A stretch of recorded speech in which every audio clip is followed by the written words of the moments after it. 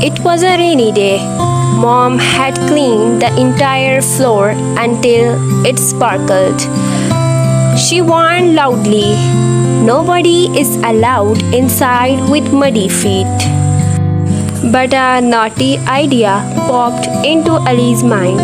He quietly stepped into the garden, dipped his feet into the mud, and tiptoed back inside.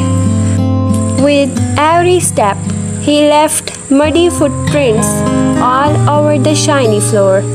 Sarah saw the mess and screamed, "Mom, a monster has entered the house." Mom came running and slipped on the muddy floor. "Ali," she shouted. Ali gave an innocent smile and said, "Mom, it was just a joke." So, the moral of the story is, think before you prank. Someone might get hurt.